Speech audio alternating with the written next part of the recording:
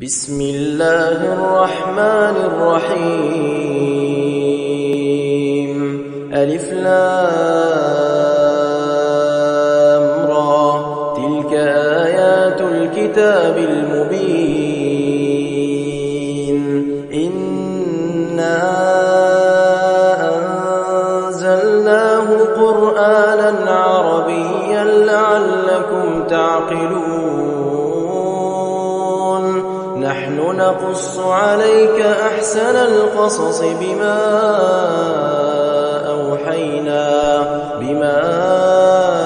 أوحينا إليك هذا القرآن، وإن كنت من قبله لمن الغافلين.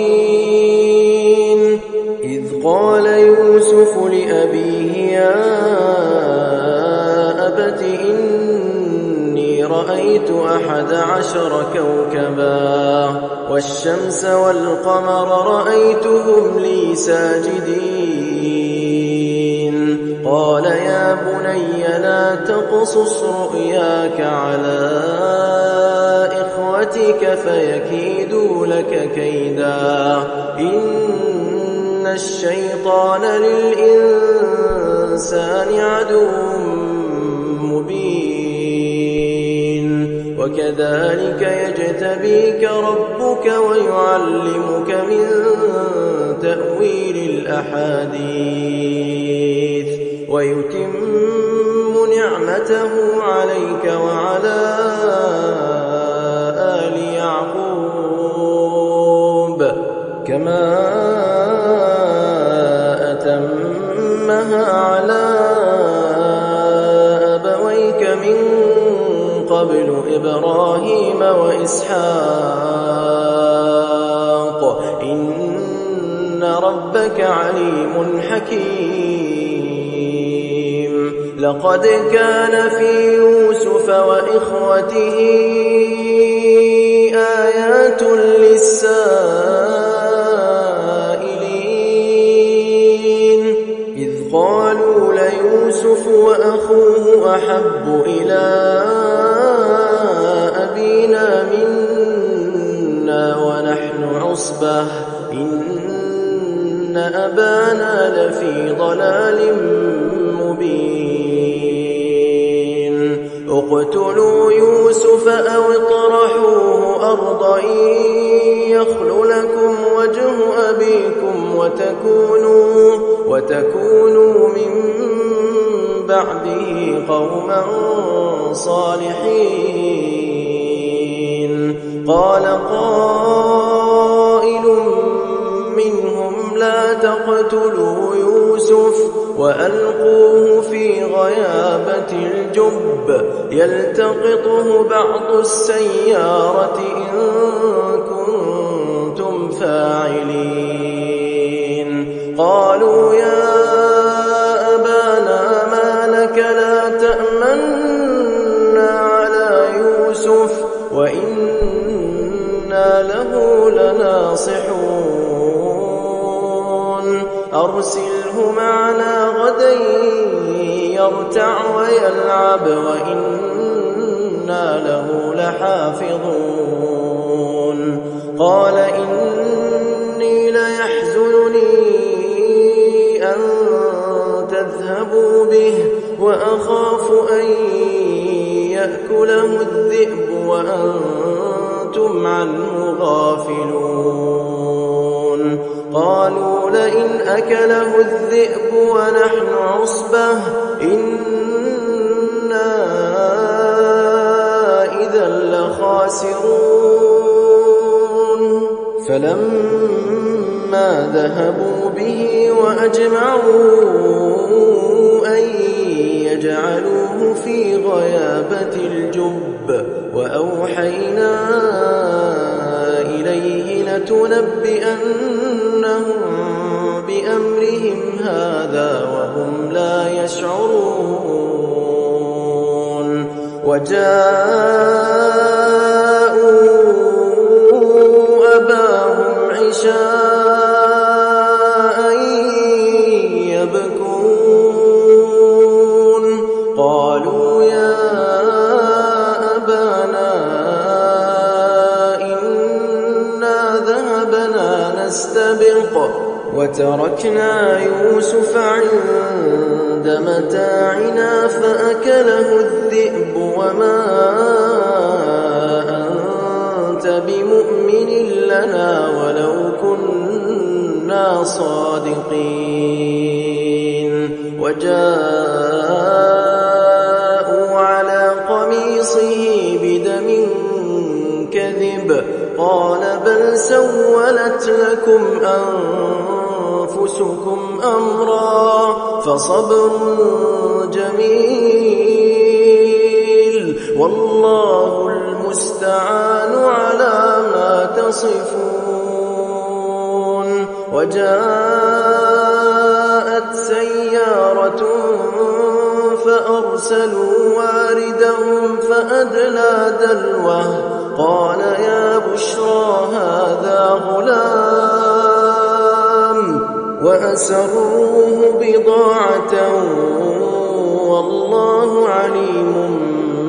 بما يعملون وشروه بثمن بخس دراهم معدودة وكانوا فيه من الزاهدين وقال الذي اشتراه من مصر لامرأته أكرمي مثواه عسى أن ينفعنا أو نتخذه ولدا وكذلك مكنا ليوسف في الأرض ولنعلمه من تأويل الأحاديث والله غالب على أمره ولكن أكثر الناس لا يعلمون ولما بلغ أشده آتيناه حكما وعلما وكذلك نجزي المحسنين وراودته التي هو في بيتها عن نفسه وغلقت الأبواب وقالت هيت لك قال معاذ الله إنه ربي أحسن مثواي إنه لا يفلح الظالمون ولقد همت به وهم بها لولا أن رأى برهان ربه كذلك لنصرف عنه السوء والفحشاء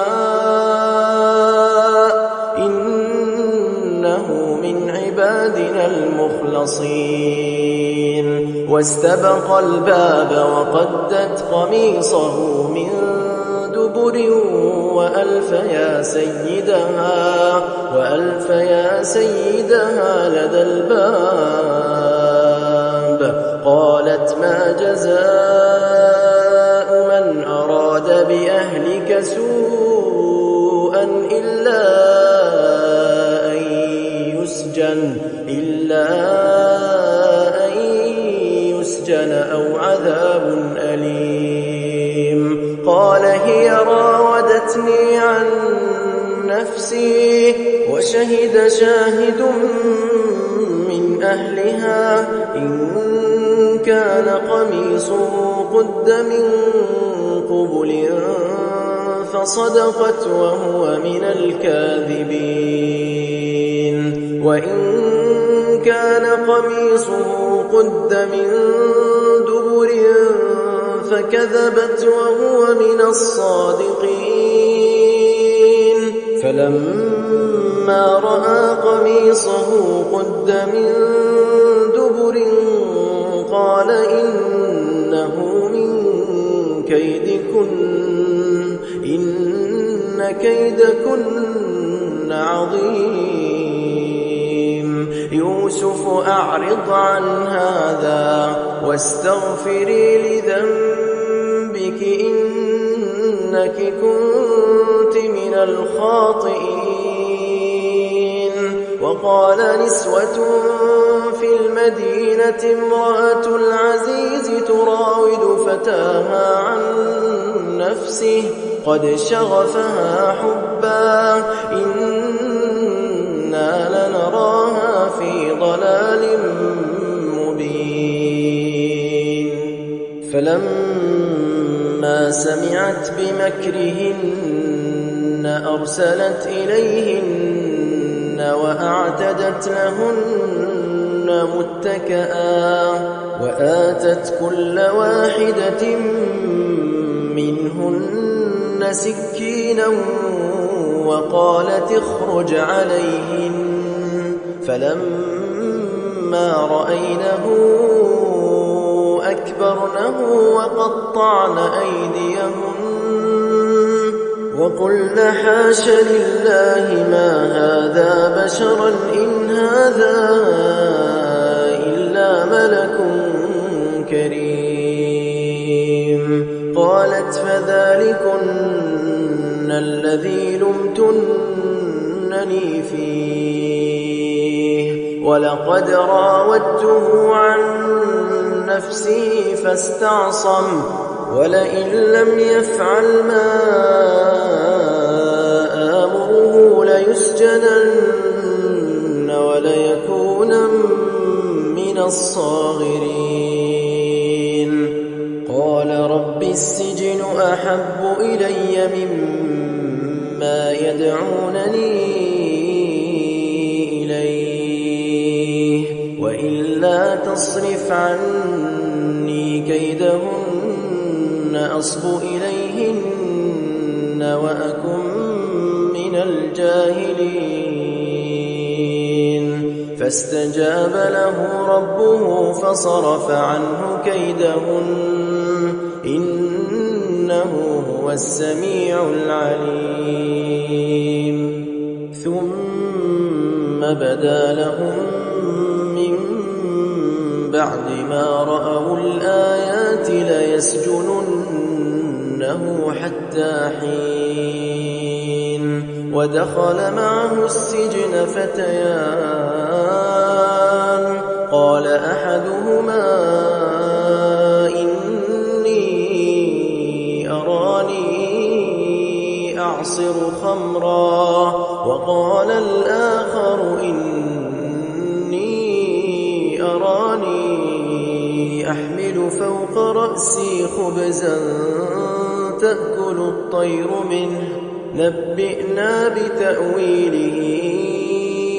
إنا نراك من المحسنين قال لا يأتيكما طعام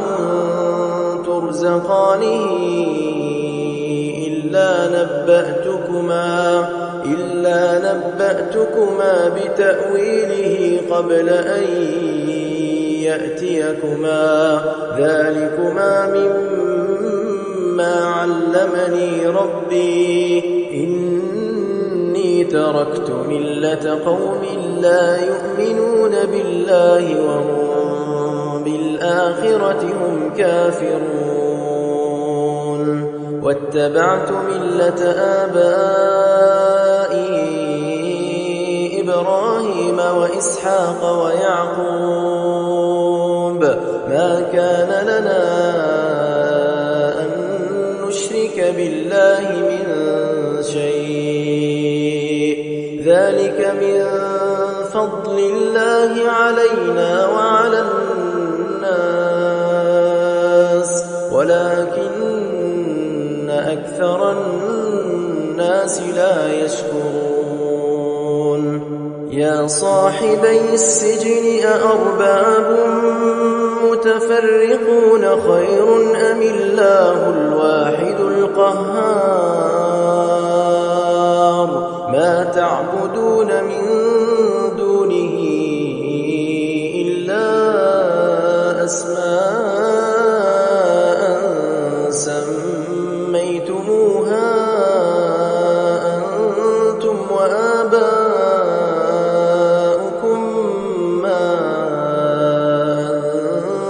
أنزل الله بها من سلطان إن الحكم إلا لله أمر ألا تعبدوا إلا إياه ذلك الدين القيم ولكن أكثر الناس لا يعلمون يا صاحبي السجن أما أحدكما فيسقي ربه خمرا وأما الآخر فيصلب فتأكل الطير من رأسه قضي الأمر الذي فيه تستفتيان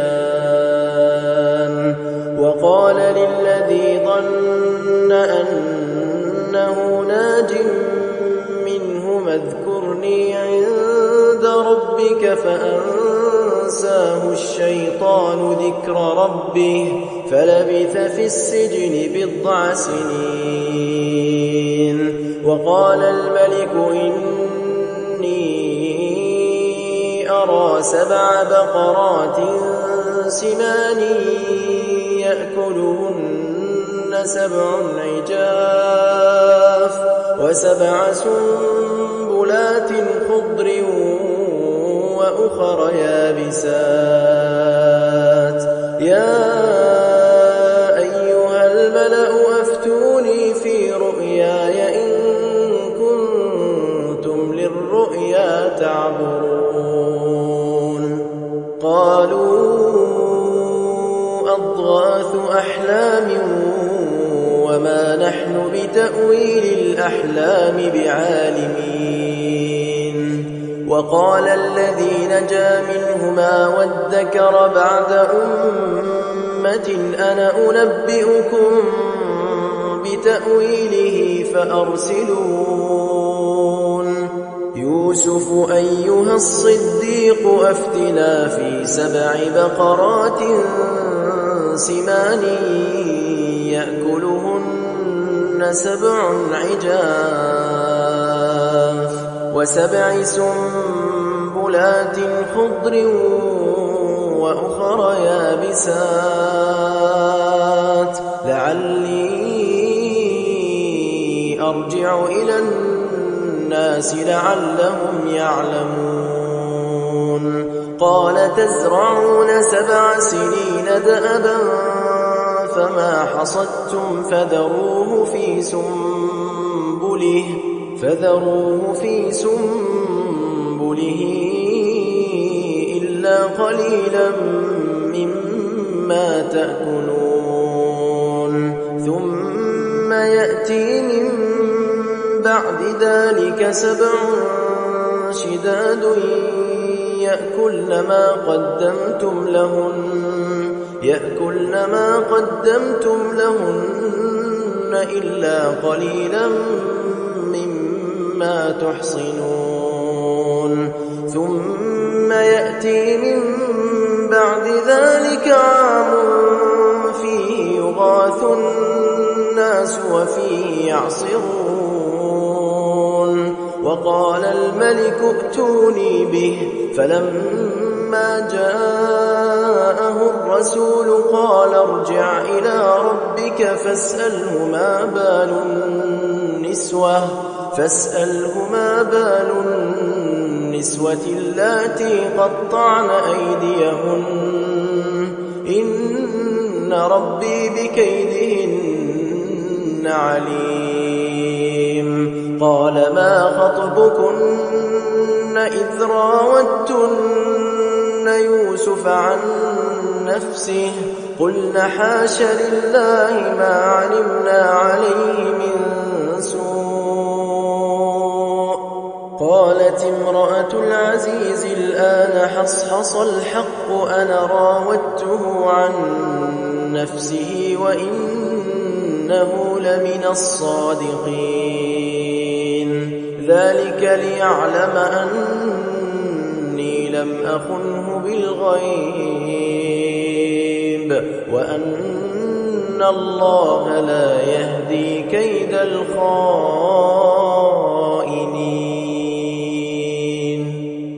وما أبرئ نفسي إن النفس لأمارة بالسوء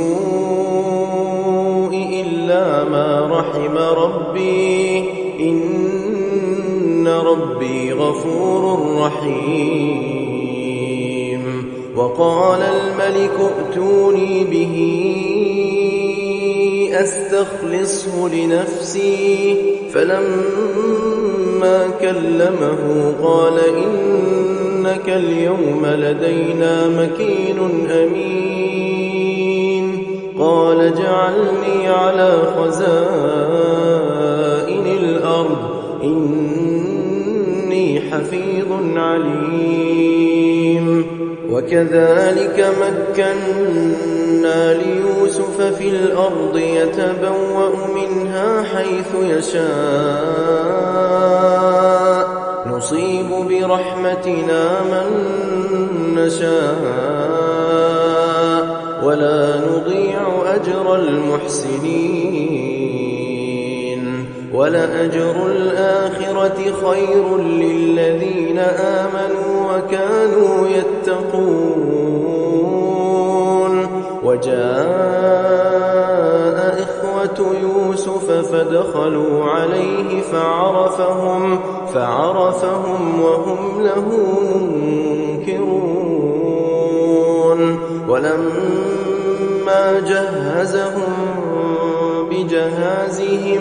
قال ائتوني بأخ لكم من أبيكم ألا ترون أني أوفي الكيل وأنا خير المنزلين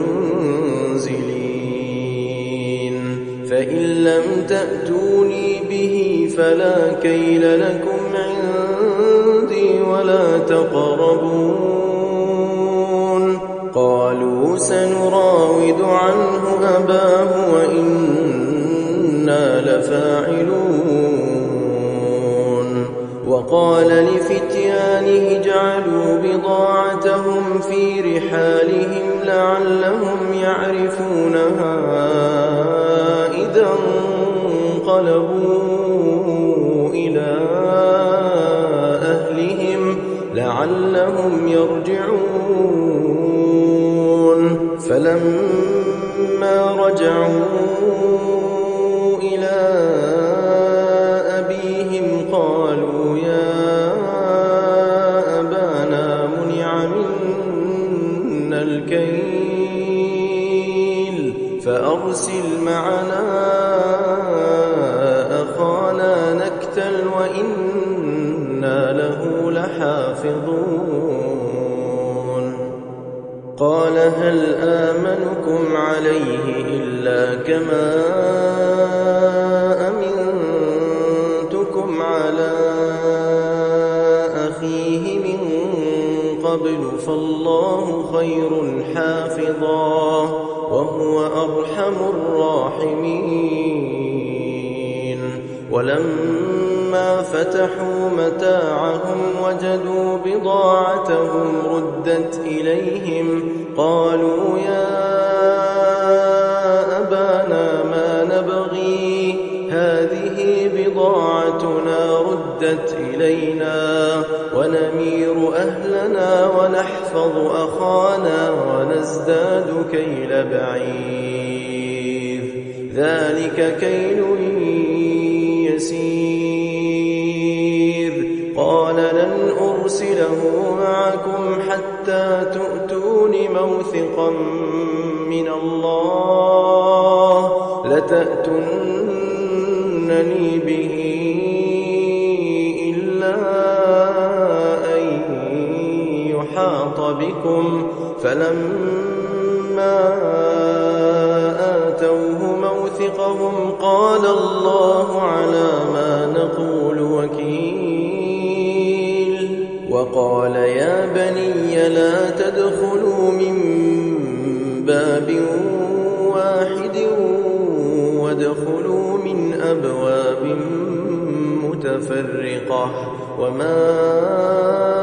أغني عنكم من من الله من شيء إن الحكم إلا لله عليه توكلت وعليه فليتوكل المتوكلون ولما دخلوا من حيث أمرهم أبوهم ما كان يغني عنهم من الله من شيء إلا حاجة في نفس يعقوب قضاها وإنه لذو علم لما علمناه ولكن أكثر الناس لا يعلمون ولما دخلوا على يوسف آوى إليه أخاه قال إني أنا أخوك فلا تبتئس بما كانوا يعملون فلما جهزهم بجهازهم جعل السقاية في رحل أخيه ثم أذن مؤذن أيتها العير إنكم لسارقون قالوا وأقبلوا عليهم ماذا تفقدون قالوا نفقد صواع الملك ولمن جاء به حمل بعير وأنا به زعيم قالوا تالله لقد علمتم ما جئنا لنفسد في الأرض وما كنا سارقين قالوا فما جزاؤه إن كنتم كاذبين قالوا جزاؤه من وجد في رحله فهو جزاؤه كذلك نجزي الظالمين فبدأ بأوعيتهم قبل وعاء أخيه ثم استخرجها من وعاء أخيه كذلك كدنا ليوسف ما كان ليأخذ أخاه في دين الملك إلا أن يشاء الله نرفع درجات من نشاء وفوق كل ذي علم عليم قالوا إن يسرق فقد سرق أخ له من قبل فأسرها يوسف في نفسه ولم يبدها لهم قال أنتم شر مكانا والله أعلم بما تصفون قالوا يا أيها العزيز إن له أبا شيخا كبيرا فخذ أحدنا مكانه إنا نراك من المحسنين قال معاذ الله أن نأخذ إلا من وجدنا متاعنا عنده إنا إذا لظالمون فلما استيئسوا منه خلصوا نجيا قال كبيرهم ألم تعلموا أن أباكم قد أخذ عليكم موثقا من الله ومن قبل وما فرطتم في يوسف فلن أبرح الأرض حتى يأذن لي أبي أو يحكم الله لي وهو خير الحاكمين ارجعوا إلى أبيكم فقولوا يا أبانا إن ابنك سرق وما شهدنا إلا بما علمنا وما كنا للغيب حافظين واسأل القرية التي كنا فيها والعير التي أقبلنا فيها وإنا لصادقون قال بل سولت لكم أنفسكم أمرا فصبر جميل عسى الله أن يأتيني بهم جميعا إنه هو العليم الحكيم وتولى عنهم وقال يا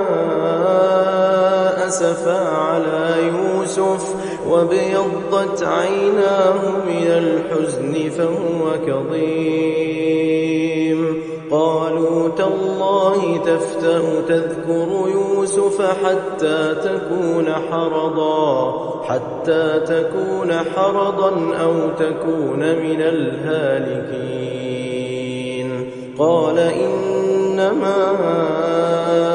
أشكو بثي وحزني إلى الله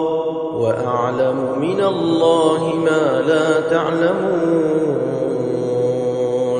يا بني يذهبوا فتحسسوا من يوسف وأخيه ولا تيأسوا من روح الله إنه لا ييأس من روح الله إلا القوم الكافرون فلما دخلوا عليه قالوا يا أيها العزيز مسنا وأهلنا الضر وجئنا ببضاعة مزجاة فأوف لنا الكيل وتصدق علينا إن الله يجزي المتصدقين قال هل علمتم ما فعلتم بيوسف وأخيه إذ أنتم جاهلون قالوا أئنك لأنت يوسف قال أنا يوسف وهذا أخي قد من الله علينا إنه من يتق ويصبر فإن الله لا يضيع أجر المحسنين قالوا تالله لقد آثرك الله علينا وإن كنا لخاطئين قال لا تثريب عليكم اليوم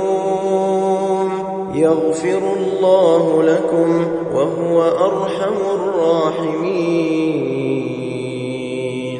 اذهبوا بقميصي هذا فألقوه على وجه أبي يأت بصيرا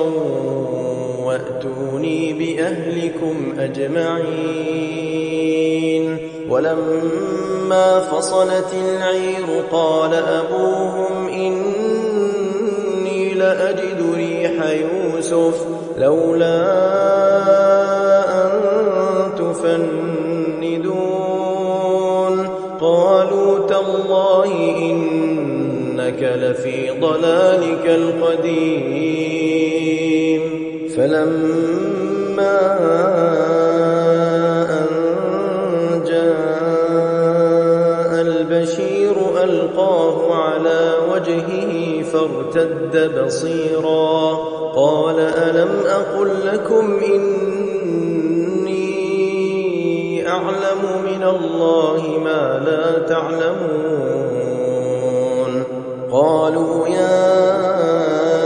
أبانا استغفر لنا ذنوبنا إنا كنا خاطئين قال سوف أستغفر لكم ربي إنه هو الغفور الرحيم فلما دخلوا على يوسف آوى إليه أبويه وقال ادخلوا مصر إن شاء الله آمنين ورفع أبويه على العرش وخروا له سجدا وقال يا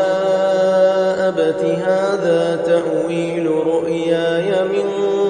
قبل قد جعلها ربي حقا وقد أحسن بي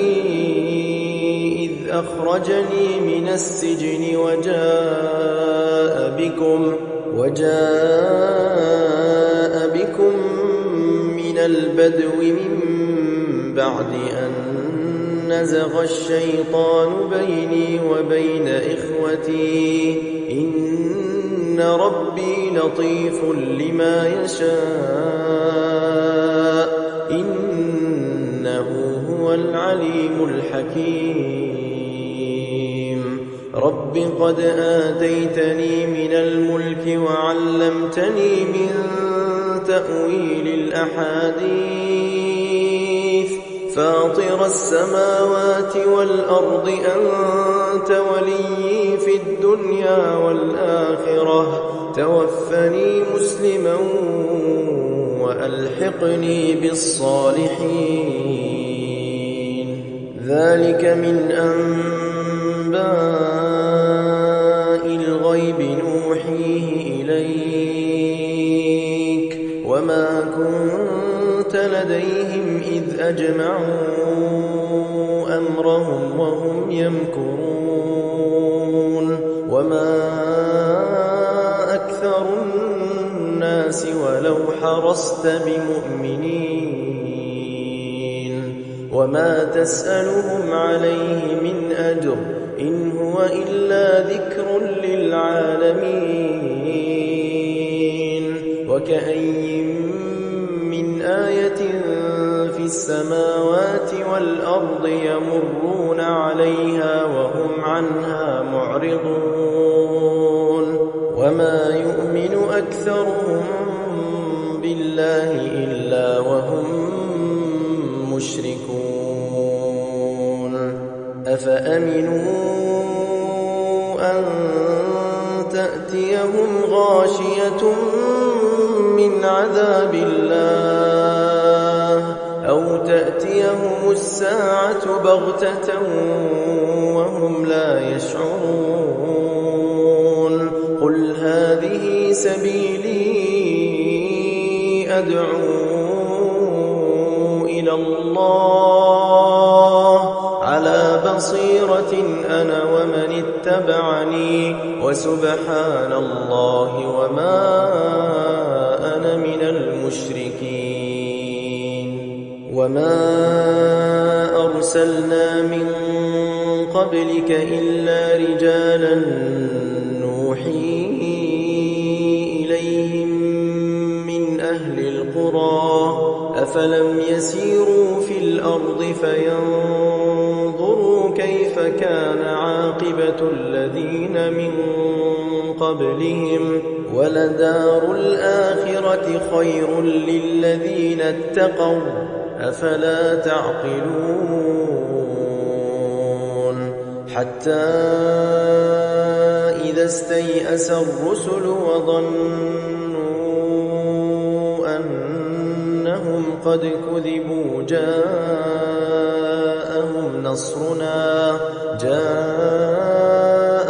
نصرنا فنجي من نشاء ولا يرد بأسنا عن القوم المجرمين